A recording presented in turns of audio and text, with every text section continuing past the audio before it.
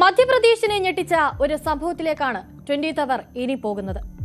അവിടുത്തെ ധരംപുരി ഗ്രാമത്തിൽ രണ്ട് സഹോദരങ്ങൾ ക്രൂരമായി കൊല്ലപ്പെട്ടു. കൊലപാതകിയാവട്ടെ സ്വന്തം അമ്മാവനും. കാരണം തേടിപ്പോയ പോലീസിന് ലഭിച്ചത് ഞെട്ടിക്കുന്ന വിവരങ്ങളാണ്.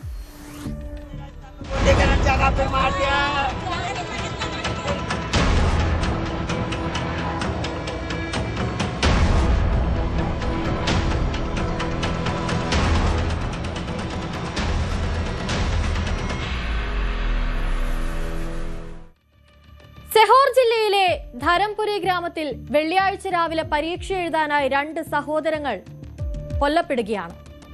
20 വയസ്സുകാരിയായ ശീതൾ, 18 വയസ്സുകാരനായ കുൽദീപ് എന്നിവരാണ് കൊല്ലപ്പെട്ടത്. ഇരുവരും പരീക്ഷ എഴുതാനായി സ്കൂളിലേക്ക് പോയതായിരുന്നു.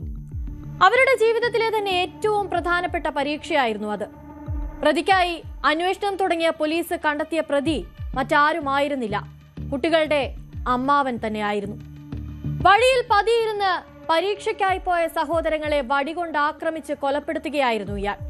ഈ രണ്ട് കൊലപാതകങ്ങളും നടന്നത് ഒരിക്കലും പെട്ടെന്നുണ്ടായ ഒരു പ്രകോപനത്തിലല്ല, മറിച്ച് ഇതിന് പിന്നിൽ വലിയൊരു ഗൂഢാലോചന തന്നെ നടന്നിരുന്നു. ഇവർ രണ്ടുപേരും രാവിലെ പരീക്ഷ എഴുതാൻ പോകുന്നുണ്ടെന്ന് പ്രതിക്ക് അറിയാമായിരുന്നു. അങ്ങനെ കാത്തിരുന്ന് നടത്തിയ ഒരു കൊലപാതകമായിരുന്നു ഇത്. അങ്ങനെ ഇയാൾ കൊലപാതകം നടത്താനുള്ള കാരണം എന്തായിരിക്കും?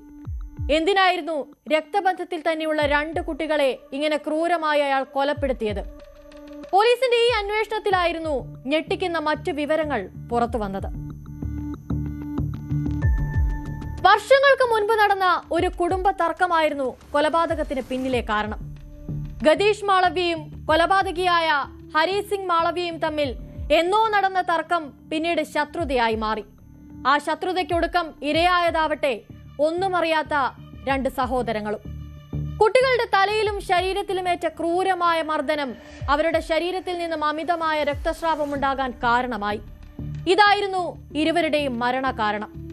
കുറ്റകൃത്യം നടന്ന സ്ഥലം വിശദമായി പരിശോധിച്ച് തെളിവുകൾ ശേഖരിച്ചിട്ടുണ്ടെന്നാണ് പോലീസ് നൽകിയ വിശദീകരണം. അതേസമയം ആക്രമണത്തിന് ശേഷം ഒളിവിൽ പോയ പ്രതിയായ അമ്മാവൻ ഹരി സിംഗ് മാളവ്യയ്ക്കായി പോലീസ് ഊർജിതമായ തെരച്ചിൽ ആരംഭിച്ചിട്ടുണ്ട്. ഇയാളെ കണ്ടെത്തുന്നതിനായി ഒന്നിലധികം ടീമുകൾ രൂപീകരിച്ചിട്ടുണ്ടെന്നും വനപ്രദേശങ്ങളിലും സംശയിക്കപ്പെടുന്ന ഒളിത്താവളങ്ങളിലും അടക്കം റെയ്ഡുകൾ നടത്തുന്നുണ്ടെന്നും അഡീഷണൽ പോലീസ് സൂപ്രണ്ട് വ്യക്തമാക്കിയിട്ടുണ്ട്.